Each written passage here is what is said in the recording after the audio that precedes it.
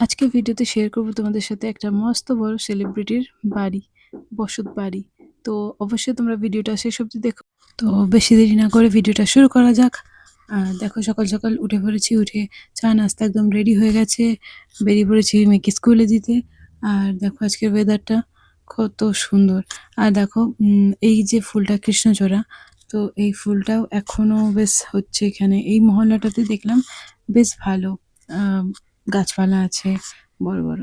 তো দেখো এখানে সবজির মার্কেটটা যেহেতু আছে, আমি চলে এলাম সবজির মার্কেটে কিছু সবজি নেবো বলে। তো সেরকম আমাকে কিছু অতটা ভালো লাগছিল না, তাই ভাবছিলাম শাক কিছু থাকলে নেব, কিন্তু শাক ছিল না। তো এইগুলো যেগুলো দেখছো সবুজ সবুজ, তো ওগুলো সবই ধনেপাতা। আর ধনেপাতাকে এখানে কি বলে জানো? ধনেপাতাকে এখানে বলে কোতমির। তো আমি আগেও একটা ভিডিওতে তোমাদের বলেছিলাম। তো দেখো আজ আবার ভুট্টা নিয়েছি, কেননা প্রথমবারের যে ভুট্টাটা নিয়েছিলাম ওটা খেয়ে তো খুবই ভালো লেগেছে সবাইকেই। তো তার জন্য এবার একটু বেশি করে নিলাম। তো ভাবছি এটাকে একটু ছাড়িয়ে রেখে দেবো ফ্রোজেন করে। তো দেখা যাক কতদূর কি হয়। তো দেখো এখানেও ই রিক্সা চলে, তো ই রিক্সা করে নিয়েছি। তো এবার বাড়ির দিকে। আর এতটা সকাল সকালও ইন্দোরের বাজার খোলে না। তো মোটামুটি ফুল আর টুকটাক দোকান, যেমন দুধের দোকান, হয়তো একটু পোহে নাস্তা, একটু চায়ের দোকান, এই সবগুলো টুকটাক খোলে। মানে দেখো সব দোকানের শাটার বন্ধ পাবে এখানে। বেশিরভাগ টাইম 10টা 11টা ইয়া 12টার দিক দিয়ে দোকান সব খোলে আর কি। আজকে রিক্সাওয়ালাটা আমাকে আমি যেখানে নামতাম সেখানে নামানোর জায়গায় একটু আগিয়ে গিয়ে আরও নামিয়েছিল, তারপর আবার আমাকে ব্যাকে আসতে হলো। তো যাই হোক, বাড়ি এসে গেলাম। বাড়িতে এসেই কাজে লেগে পড়েছি। দেখো জামা কাপড়গুলো ছিল সেগুলো মেশিনে দিলাম কাচতে। তো অন্য কাজ করব, ততক্ষণ কাচা হয়ে যাবে। তো চা নাস্তা করা হয়ে গেছে, আর এখন বসিয়ে দিলাম রান্না।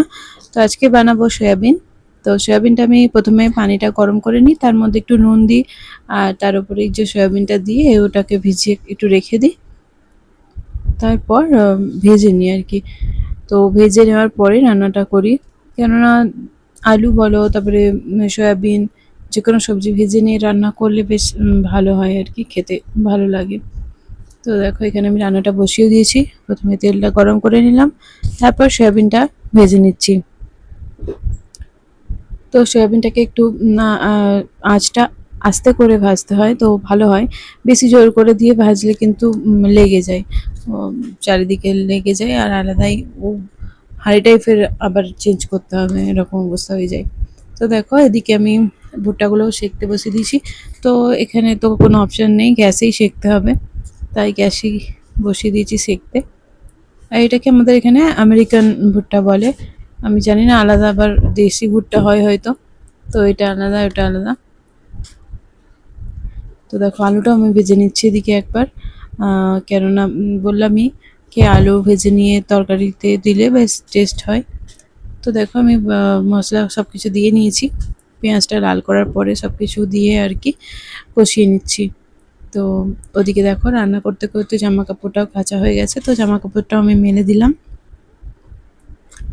এখন তো ওইখানেই মেলি, ছাদের আর কোনো দড়ি টড়ি রাখিনি, তো এখানেই মেলি। তো ওয়েদারটা দেখো মেঘলা তো আছে, কিন্তু বৃষ্টি হয়নি। আর এই যে জেপ্টো করেছিলাম, জেপ্টো থেকে অর্ডার করেছিলাম দু একটা জিনিস, তো সেগুলো এলো, তো নিয়ে এলাম আমি।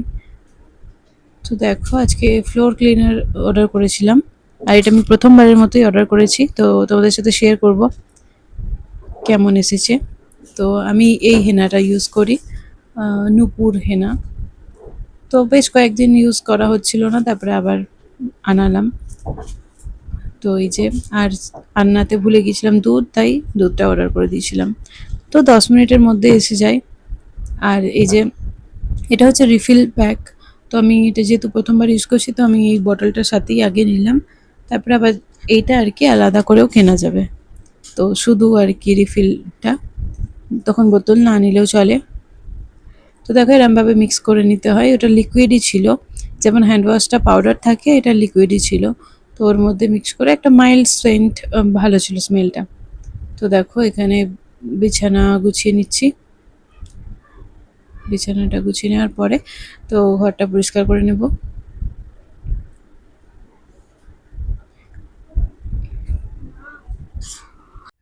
আর হয়তো ভাববে এখনো কম্বল, তো হ্যাঁ, এসি চললে একটু তো একটা পাতলা কম্বল দরকারই হয়, তাই সবাই একটা করে কম্বল নেওয়া হয়। তো ওগুলোকে গুছিয়ে নিচ্ছি আগে, আর তারপরে বিছানাটা ঝেড়ে নেব।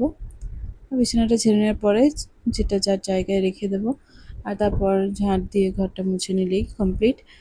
আর এদিকে আমি রান্নাটা বসিয়ে না আস্তে করে দিয়ে তো বাড়ির কাজ করতেই থাকি, তো সব কিছু একসাথেই হয়ে যায় কমপ্লিট। তো দেখো কথা বলতে বলতে আমার এদিকে ঘরটা পরিষ্কার করা হয়ে গেল। তো এখানে মেয়ের পুতুলগুলো আমি ঠিক করে রেখে দিচ্ছি।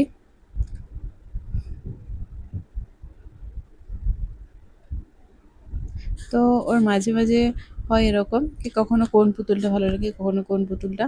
তো এখন ওর কাছে এইটাই ফেভারিট হয়েছে, তো এটাকে নিয়ে এখন সবসময় খেলছে। তো দেখো এদিকে আমার রান্নাও কমপ্লিট হয়ে গেছে, ব্যাস একটু যতটা আবার কি পানি দেবো সেই হিসাবে পানিটা দিয়ে তরকারিটা ফুটিয়ে নেব, তাহলে আমার রান্না কমপ্লিট।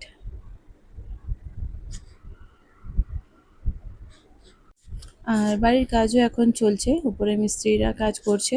তো দেখো এদিকে স্টোর রুমটা যেটা দেখিয়েছিলাম ওটার মেঝেটা তখনও হয়নি, তো এখন দেখো মেঝেটা কমপ্লিট হয়ে গেছে, আর চারিপাশটা তো প্লাস্টার হয়েই গিয়েছিল।